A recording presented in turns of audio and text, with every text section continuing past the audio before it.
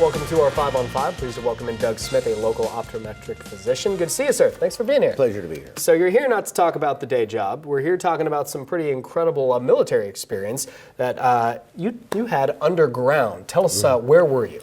I was a nuclear launch officer with the Strategic Air Command in Great Falls, Montana, Malmstrom Air Force Base. Wow. So it was 5 years underground. Okay, and what time period was this? This was 1970 to 75. Okay, so an interesting time in American history. Very interesting periods of warmth in the Cold War. How much firepower was at your fingertips? Well, probably more than General Patton had during the whole Second World War. I had primary command of 10 missiles and with my co-officer.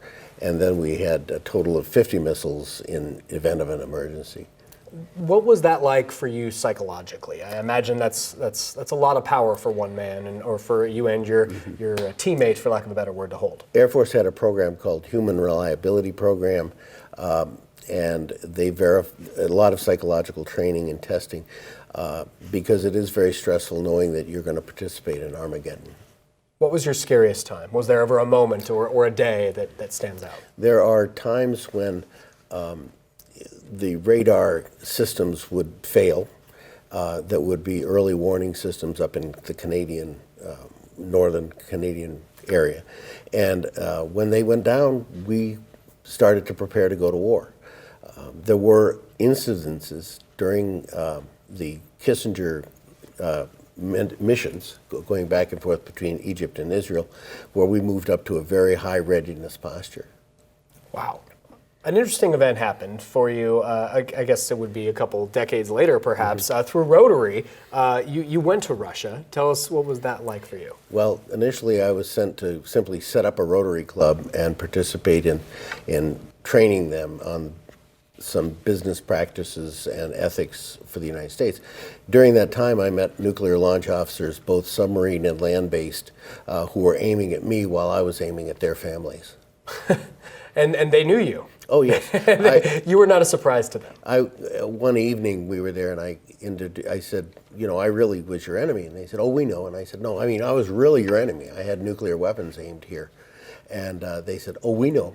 And so they had fully vetted us before we came into the country. You're a marked man when you travel, huh? They knew who we were and what we were. And later in the process, it was difficult to maintain a posture because we were working with non-government agencies. Sure. And because we were gathering information about what the Russians couldn't or wouldn't do for their own people, we were regarded as espionage agents. And so NGOs were actually banned by Putin towards the end of my work there. Wow. And especially of all those NGOs and the people who are involved with them, you might be target number one, if you will. Well, who knows on that.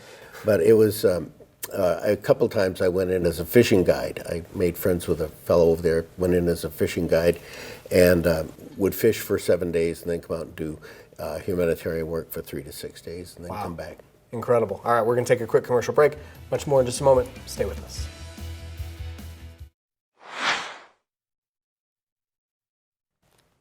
Welcome back to our 5 on 5. Again, we're here with Doug Smith, a local optometric physician, talking about your experience in a military bunker with nuclear weapons literally at your fingertips. Do you ever have nightmares about those years? After I got out, you can't help but have nuclear nightmares. And they continued for a while, and every time the international situation gets testy, even the Korean episode brought back some horrible thoughts. Yeah, I imagine you see things differently than us laymen, for lack of a better word, do, Right. and on the political spectrum as well as obviously international relations. Right. The positions that are taken internationally these days seem to have forgotten the tensions that we experienced in the Cold War. Yeah, that's fair. And so you were delivering aid, I believe, during a time of transition of power in Russia. With your experience in military background, that must have been interesting for you to see that transition unfold. Well, it helped purge some of those nightmares and a few ghosts. We actually delivered $18 million worth of humanitarian aid, a lot from the Medford hospitals and Rogue Valley Manor. Through Rotary. Through Rotary and through Merck Sharp and Dome. And we ended up delivering this to a community that was in transition from Yeltsin's lack of centralized power to Putin's complete centralized power. And we watched our access to various programs decline over that time as Putin took more and more centralized power. Wow. Well, it's certainly been a fascinating life that you've led, and incredible the amount of things you're seeing. I wish we had so much more time. It's great to see you. Thank you very much. My pleasure. All right. Stay with us. We'll be right back.